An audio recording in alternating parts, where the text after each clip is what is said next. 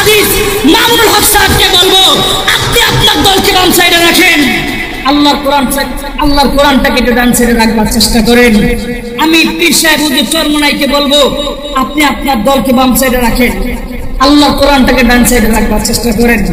আমি জামাতের আমিন ডক্টর শফিকুর রহমানকে বলবো, তুমি তোমার মওদুদিবাদ জামাতে ইসলামকে বাম সাইডে রাখবার চেষ্টা করো, আল্লাহর কোরআনটাকে ডান সাইডে রাখো।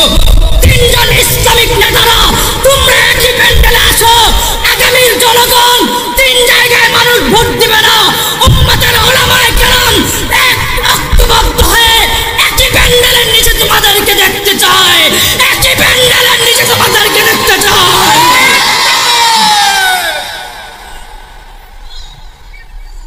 বিগত বছর আমার এই রাষ্ট্র আমরা দেখেছি, এই সোনার বাংলা জিয়াউর রহমান আদর্শ রাষ্ট্র পরিচালনা হয়েছে। আমার এই সোনার বাংলা বিগত বছর বঙ্গবন্ধুর আদর্শ রাষ্ট্র পরিচালনা হয়েছে। আমার এই সোনার বাংলা বিগত বছর ইন্ডিয়া থেকে ভাড়া করা রবীন্দ্রনাথ ঠাকুরের আদর্শ রাষ্ট্র পরিচালনা হয়েছে। ও মুসলমান, আমরা আর আগামী দিনে কারো স্বপ্ন দেখতে চাই না। আমাদের প্রত্যেকটা মুসলমান সন্তানদের স্বপ্ন হচ্ছে আগামী দিনের রাষ্ট্র কোনো ব্যক্তির আদর্শ পরিচালনা হবে না, আগামী দিনের সোনার বাংলা পরিচালনা হবে তোমার আমার নেতা, সকল ধর্মভিত্তিক মানুষের অভিনেতা মুহাম্মদের আদর্শ রাষ্ট্র পরিচালনা হবে, মুহাম্মদের আদর্শ রাষ্ট্র পরিচালনা হবে। আমি কথাগুলো স্পষ্ট বলবো, আমাদের বিভিন্ন ছাত্র ভাইয়েরা, বিভিন্ন রাজনীতিবিদ, উলামায়ে কেরাম বিভিন্ন দিক থেকে এক একজনকে বিভিন্ন বড় বড় লেখা দিয়ে অ্যাটাক করার চেষ্টা করে। তবে আমি আপনাদেরকে পরিষ্কার একটা কথা বলি, রাজনীতির কোনো শেষ মাথা নাই। রাজনীতির কি নাই? কোনো শেষ মাথা নাই। আপনি একটা জিনিস চিন্তা করবেন, নিজেদের ভিতরে দ্বন্দ্ব করবেন, দিন শেষে হতে পারে আমাদের একটা ক্ষমতার চেয়ারও না আসতে পারে। কথা বলেন। তবে রাজনীতি করবেন, যে যে প্রতীক নিয়ে দাঁড়াইছেন আল্লাহর কাছে দোয়া করেন আল্লাহ যেন আপনার স্বপ্ন পূরণ করে, কিন্তু আরেক দলকে বাদ দিতে যাবেন না। কথা ঠিক না বেঠিক? কারণ দিন শেষে যদি আমরা নিজেরা কোনো কিছু না পাই তাহলে সমালোচনা করে নিজেদের ক্ষতি করার কোনো অর্থ আছে? আর আসতে বলেন, এতটুকু আমরা একটু সতর্ক হব, আমরা যেন নিজেদের ভিতরে কাদা ছোড়াছুড়ি না করি। আমরা কাদা ছোড়াছুড়ি তখন করবো আপনি নিজের শক্তিতে কতটা বলিয়ান, নির্বাচন আসার পরে কে কতটুকু শক্তিশালী হয়েছে তখন সমালোচনা করে। অন্তত পক্ষে নির্বাচনের আগ পর্যন্ত সমস্ত উলামায়ে কেরাম কিভাবে এক হওয়া যায় সেই ফিকির করে। কথা ঠিক না বেঠিক? এই জন্য তো আমরা বলি যে আমাদের আগামী দিনের রাষ্ট্র আমরা কিভাবে দেখবো, কিভাবে উলামায়ে কেরাম পরিচালনা করবে সেটা তো আমরা বলতে পারি না। তবে জনগণের একটা চাহিদা আছে। কি চাহিদা জানতে চান? আরে ভাই, আমরা বিগত বছরে এই রাষ্ট্রটা দেখেছি, শহীদ আবু সাঈদ মুগ্ধকে শাহাদাত বরণ করে রাষ্ট্রটাকে স্বাধীন করেছে। কিন্তু আমার এই রাষ্ট্র আবার যদি নতুন ভাবে ভার্সিটির মধ্যে কলেজ পড়ুয়া ছাত্ররা যদি কোরআনকে লাথি মেরে অপমান করে, তাহলে আমাদের এই নতুন স্বাধীনতার বাংলাদেশের কোনো প্রয়োজন নয়। কথা ঠিক না ঠিক? এজন্য সাধারণ জনগণ উলামায়ে কেরামদেরকে নিয়ে ঐক্যবদ্ধ হয়ে একটা কথাই বলতে চাই, আগামী দিনের রাষ্ট্র ক্ষমতায় কে আসবে সেটা আমাদের দেখবার বিষয় নয়। তবে সকল মুসলমান ঐক্যবদ্ধ হয়ে কথা বলি, বিগত বছর আমার এই রাষ্ট্র আমরা দেখেছি, এই সোনার বাংলা জিয়াউর রহমান আদর্শ রাষ্ট্র পরিচালনা হয়েছে। আমার এই সোনার বাংলা বিগত বছর বঙ্গবন্ধুর আদর্শ রাষ্ট্র পরিচালনা হয়েছে।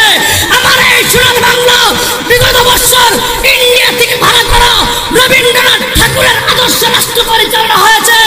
ও মুসলমান, আমরা আর আগামী দিনে কারো স্বপ্ন দেখতে চাই না। আমাদের প্রত্যেকটা মুসলমান সন্তানদের স্বপ্ন হচ্ছে আগামী দিনের রাষ্ট্র কোনো ব্যক্তির আদর্শ পরিচালনা হবে না, আগামী দিনের সোনার বাংলা পরিচালনা হবে তোমার আমার নেতা, সকল ধর্মভিত্তিক মানুষের অভিনেতা মুহাম্মদের আদর্শ রাষ্ট্র পরিচালনা হবে, মুহাম্মদের আদর্শ রাষ্ট্র পরিচালনা হবে।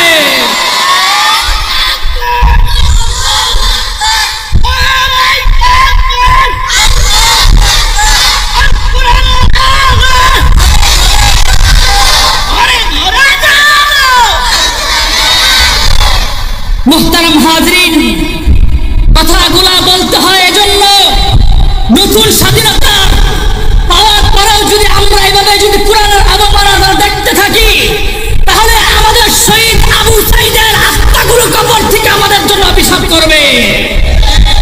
কথা ঠিক না বেঠিক? মুহতারাম হাজরিন, পরিষ্কার একটা কথা বলি, আমি বড়দের প্রতি দৃষ্টি আকর্ষণ করে রাখতে চাই, এখনো সময় আছে। দলে দলে বিভক্ত হয়ে উম্মতকে ক্ষতিগ্রস্ত আপনারা করবেন না।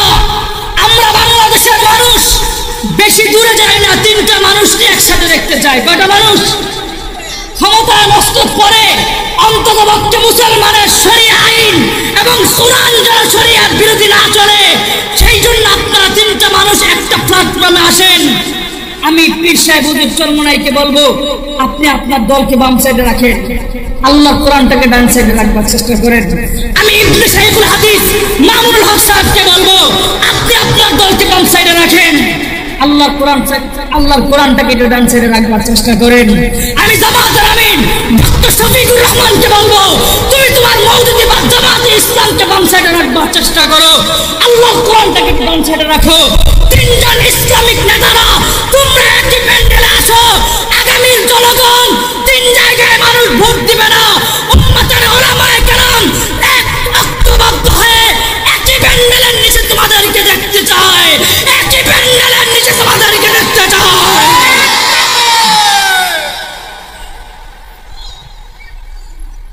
মুহতারাম হাজরিন, মাঝখানে আরেকটা কথা বলি আপনাদেরকে, আমি আপনাদেরকে শুধু একটা কথাই বলতে চাই, দেখেন দেশের পরিস্থিতি কোন দিকে যাবে সেটা আমাদের দেখবার বিষয় নয়। দেশের মধ্যে ক্ষমতায় যে কোনো মানুষ আসতে পারে, তবে আপনারা এলাকার মানুষ যারা আছেন, এই রংপুর মাদ্রাসা আর আপনাদের জামতলা মাদ্রাসা, এই মাদ্রাসাগুলোকে এক একটাকে আপনারা ক্যান্টনমেন্ট মনে করবেন। ওলামায়ে কেরাম যখন যে সিদ্ধান্ত দিবে, তাদের এই সিদ্ধান্তগুলো মাথা পেতে মেনে নেওয়ার চেষ্টা করবেন। তার কারণ হচ্ছে, আপনারা যদি উম্মতের এই উলামায়ে কেরামদের সাথে থেকে দিনগুলোকে পাহারা দেওয়ার চেষ্টা না করেন, ইহুদি খ্রিস্টান কখনো আমেরিকার এজেন্ট, কখনো ইন্ডিয়ার এজেন্ট দেশের মধ্যে বাস্তবায়ন করে আমার দেশের সাধারণ পাবলিকের ঈমানকে তারা হরণ করে নিয়ে যাবে। কথা ঠিক না বেঠিক? এই জন্য সজাগ দৃষ্টি রাখতে হবে। এই মিয়া, ভয় পান আপনারা? দেশের মধ্যে একটা মন্দিরের ভিতরে আগুন লাগলে অথবা একটা মূর্তির হাতকে ভেঙে দিলে, দেশের সর্বনিম্ন স্তর থেকে নিয়ে সর্বোচ্চ পর্যায়ের শিক্ষিত অশিক্ষিত মানুষ, সকল মানুষ হিন্দুদের পক্ষ নিয়ে তারা আন্দোলন করে। কিন্তু আমার আল্লাহর দেওয়া পবিত্র কোরআনের উপর আঘাত হয়েছে, রাষ্ট্রের কোন রাজনীতিবিদরা তার কোনো প্রতিবাদ করে নয়।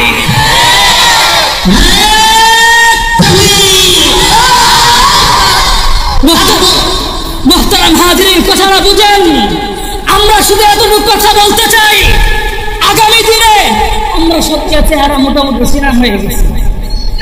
যারা ক্ষমতা আসবেন তাদের বিরুদ্ধে করে তো লাভ নাই, কারণ বিরুদ্ধে করলে হয়তো দিন শেষে আপনারা আমাদের দিকে চোখ রাঙায় কথা বলতেন, আগামী দিনে স্টিলের মাথায় কথা বলতে পারবেন না, সেটা আমরা জানি। কারণ একই ভাইয়ে একই বাবার দুই সন্তান, একই বাবার দুই সন্তান, ব্যবহার সর্বোচ্চ 19 আর 20 কথা বলে সব বাবার আদর্শ। কথা ঠিক না বেঠিক? তাহলে আগে যা ছিল পরে তাই হবে, আমরা তো জানি না। কিন্তু তারপর একটা কথা বলতে চাই, যারা শরিয়া আইনে বিশ্বাসী না, তারা রাষ্ট্র পরিচালনা আসলে আমাদের কোরআন নিয়ে তারা কি করবে আমাদের জানা আছে।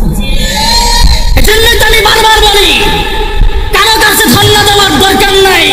ওলামায়ে কেরাম ঐক্যবদ্ধ হয়ে একটা প্ল্যাটফর্ম ধরে উঠান, সেখান থেকে সিদ্ধান্ত দিবেন বাংলাদেশে তোমরা যা মন চায় তা করো, কিন্তু কোরআন এবং ইসলাম নিয়ে কথা বলতে গেলে অন্ততপক্ষে হাজারি দিকে তোমাদেরকে দেখা করতে হবে। কথা ঠিক না বেঠিক? এই যে বিষয়গুলো আমাদের আসে, এগুলো আসলে রাষ্ট্র পর্যায়ে সব জায়গায় তো কথা বলার সুযোগ হয় না। তো আমরা যে এইভাবে চলতেছি, আগামী দিনে আমাদের অবস্থাগুলো কি হবে? ইসলামটাকে সমূলে ধ্বংস করে দেওয়ার জন্য তারা গভীরে গভীরে ষড়যন্ত্র করে। তো কখনো কোরআন অবমাননা করে, কখনো কোরআন আয়াতকে বিকৃত করে। বিগত বছর আমরা শুনেছি রাষ্ট্রীয় প্রধানদের মাধ্যমে কোরআন আয়াত বিক্রি করেছে। কি বলেছিল? লাকুম দীনুকুম ওয়ালিয়া দিন, লাকুম দীনুকুম ওয়ালিয়া দিন। ওরা কি ব্যাখ্যা করেছিল? ধর্ম যার যার, উৎসব সবার, গাঁজাখুর কোথাকার, ধর্ম যার যার, উৎসব যদি সবার হয়। তোমরা কি আমাকে একটু প্রশ্নের জবাব দিবা, তোর ঈদের মধ্যে কয়জন হিন্দু এসেছিল তোর বাড়ি সামাই খাওয়ার জন্য? এই মুনাফিক মুসলমান, তুই কেন গেলি হিন্দুর বাড়িতে সন্দেশ খাওয়া? কথা ঠিক না ঠিক? লজ্জা শরম থাকলে তো তোমাদেরকে হিন্দু বাড়িতে যাওয়ার কথা ছিল। তুমি কয়জনকে ঈদে মাঠে আনতে পারছো বেলুন কেনার জন্য? তোমার বাজি ফুটানোর জন্য কয়জনকে আনতে পারছো? তুমি যেহেতু আনতে পারো না, তুমি গেলা কেন? দুষ্ট ওদের না, দুষ্ট না। কথা ঠিক না বেঠিক? মুহতারাম হাজরিন, লাকুম দীনুকুমের স্পষ্ট অর্থ হচ্ছে এটা, হিন্দুদের ধর্মরা হিন্দুরা পালন করবে, মুসলমানের ধর্ম মুসলমান পালন করবে। কথা ঠিক না বেঠিক? এখন কথাটা বুঝেন।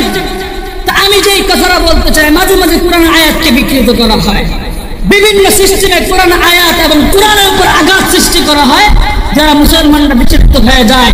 কিন্তু পরিষ্কার একটা কথা বলি, কোরআনের বিরুদ্ধে যতই ষড়যন্ত্র করো না কেন, কারণ আল্লাহ কোরআনের মধ্যে স্পষ্ট বলে দিয়েছেন ইসলাম কতদিন থাকবে, আর ইসলামকে কিভাবে বলে দিয়ে কিভাবে কমপ্লিট করেছেন সেটাও আল্লাহ কোরআনে স্পষ্ট বলে দিয়েছেন। আল-ইয়াউমা আকমালতু লাকুম দীনাকুম ওয়া আতমামতু আলাইকুম নি'মাতি ওয়া রাদিতু লাকুমুল ইসলাম দীনা। ইসলামকে আল্লাহ কমপ্লিট করে পাঠিয়েছেন। মাঝখানে যারা ইসলাম নিয়ে কথা বলবে, তারা শুধু তসলিমা নাসরিনের মতো ব্যাঙের ছাতার মতো গর্জায় উঠতে পারবে।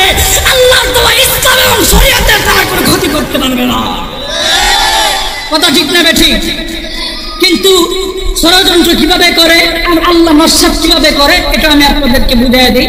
যুগে যুগে তারা ষড়যন্ত্র করবে ঠিক, কিন্তু যারা এই কোরআনের পক্ষে কথা বলবে, যারা রিজালুল্লাহর পক্ষে কথা বলবে, যারা কিতাবুল্লাহর পক্ষে কথা বলবে, আমার আল্লাহর ওয়াদা, আল্লাহ তাদেরকে সাময়িক পরীক্ষা করলেও